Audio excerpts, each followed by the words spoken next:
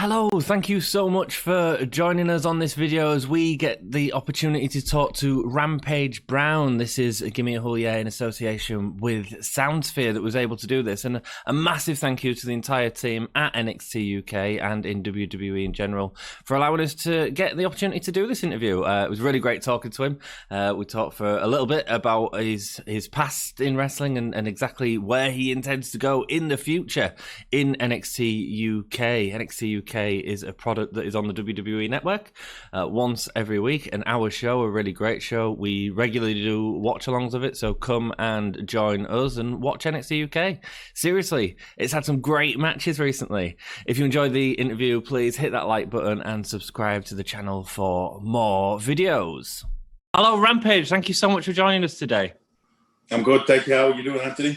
Yeah, I'm doing well, man. I'm doing well, thank you. So let's get straight into it. I believe that sticker books was your first exposure to wrestling before watching SummerSlam '88. What is it that drew you into it as a sport? Do you know what drew me into it mostly was it was fun. It looked fun. As a kid, as a young lad, I was always into like He-Man and Arnold Schwarzenegger films and you know, superhero-esque, butt kickers. So when I saw wrestling, it was literally that, but in real time, right in front of your face. You know, it's as a young lad, what more could you ask for? You know what I mean? Absolutely, man. SummerSlam '88 is interesting because that's sort of a massive pay-per-view, really. It was a pay-per-view with superstars like the Ultimate Warrior winning the Intercontinental Championship, the British Bulldogs beating the fabulous Rougeau brothers. Do you think that it's the early memories of these matches and the event in particular that led you to develop the powerhouse style that you have? Do you know what? No, I don't think it did. I think when I first started out wrestling, because I was always under the idea that I was a smaller guy getting into wrestling because everybody was 6'5" and 300-pound guys and all this kind of stuff. So I was just over 6 foot and like 250 at best. So I kind of, when I first started wrestling and the style of wrestling that I first got taught was British wrestling, or holds and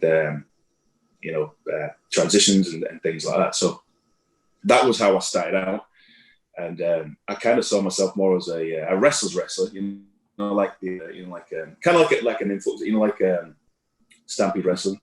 So it kind of had the physicality style, but also had the wrestling technique and that kind of stuff. So that was the style that I used to watch early on in my career and things. And still to this day, like that's my favorite kind of stuff. So that was the style that I originally. But I think as I got older and as I got bigger and my body changed and things like that with the weights and whatever else, so it's that was literally how. Then all of a sudden, this is the thing. So like I was in ring and I'd be doing things and I kind of just established it as it went. To be honest with you, and I thought, well, yeah, I can pick you up like that. Okay, well, you're going. So it literally just kind of established itself over years. It was nothing I ever planned on doing. In fact, if anything, I always I wanted to be Rob Van Dam. You know what I mean? But unfortunately, my body said nope. Cool, man. I mean, obviously, trends have changed as well in wrestling. How have you sort of developed your style to move with that? Because we've seen a lot of different trends in the past 20 years since you've been wrestling. Yeah, definitely. Yeah, and that's the thing. I think for me, it's just been I've not really changed much. I think I've probably got a style that's quite timeless, but I think that comes back to that Stampede style of wrestling, that old European style of wrestling, where it's believable, it's physical, it's in your face, it's athletic, it's whatever else. So I think that there, it kind of just stands on its own, and I think that's what gets me through anyway. Great, Does that make any sense? Does that make any sense? Yeah, absolutely, dude. Absolutely. No, it's interesting to hear someone talk about that.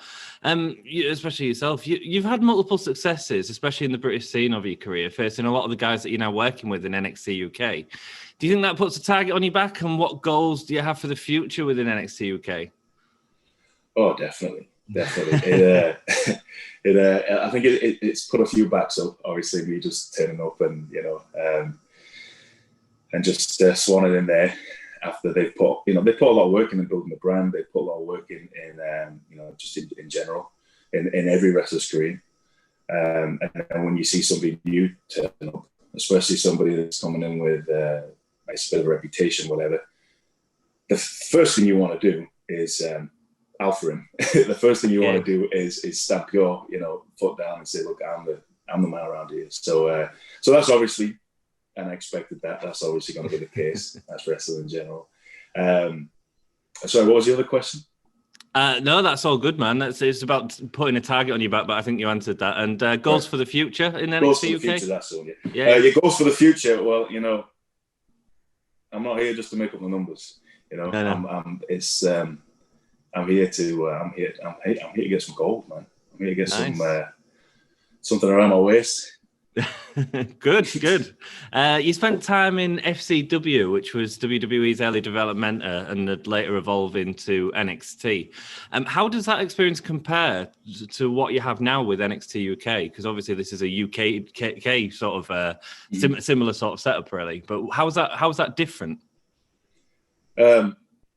It's quite different, very different. In fact, obviously because of the environment, the people around me, the coaches and stuff, and the relationships I already have coming in.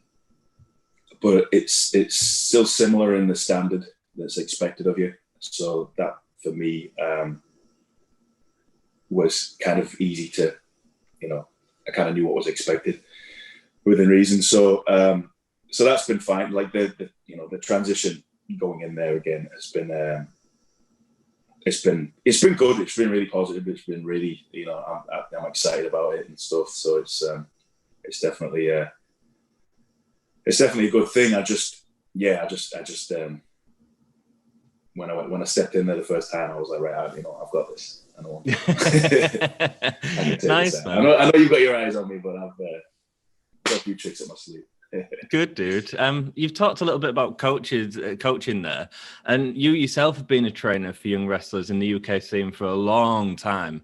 And I know that you've always had an appreciation and respect for Robbie Brookside. How is it working with him now in the new UK Performance Center? So Robbie is in the States at the moment. So at the moment, I'm working with James Mason and Johnny Moss. Okay. At the moment, but I have not seen, obviously, because of the situation. So but I'm looking forward to seeing Robbie again and being able to get under his learning wing, because the stories and the things that he I honestly could just sit back for hours just sitting there listening. He used to years ago. He was I used to sit in the back of the car, and there used to be Robbie Brookside in the passenger seat, and Drew McDonald driving to the show, and they'd just be talking back and forth. So I'd just be listening in about all the stories and all this, and anything wrestling, right?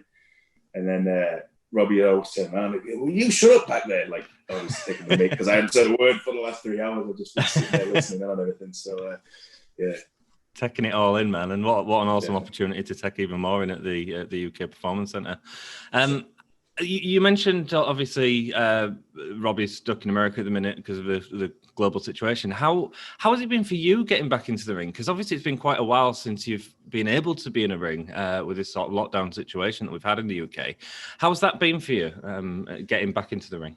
So I mean, like because I've done it for so long, I think when it's like riding a bike. So as soon as I got back into it again, it was like there was nothing that was, I just felt fine. I just felt like I'd not had a day off, to be honest with you. Physically, I did, because obviously, I'd recuperate a lot more, but and it was nice to have a bit of a rest on the body and stuff like that after so long. But once I got back into wrestling and get back in the ring, hitting the ropes, it just felt like I'd not really had any time off, to be honest with you. It felt, again, just natural. Get straight back into it. That's great, man. So what motivates you outside of or inspires you outside of wrestling? So my two daughters, they're the driving force in my life, to be honest with you. I've got my two daughters and obviously my family. But and that's why, like, this time around, at this stage of my career, like, everything's different. Like, and my perception on, because in the past it was for me. Mm-hmm. Whereas now it's for them, So, yeah, I'd definitely say they're my driving force. Brilliant, man. Brilliant. That's good to have, man, and good to sort of motivate you for the future. So we'll move on to the final question, because I don't want to waste any more of your time, my friend. NXT UK has been unable to film for about half a year, and the last few months has shown us 2 matches that could be considered match of the year contenders, that's for sure.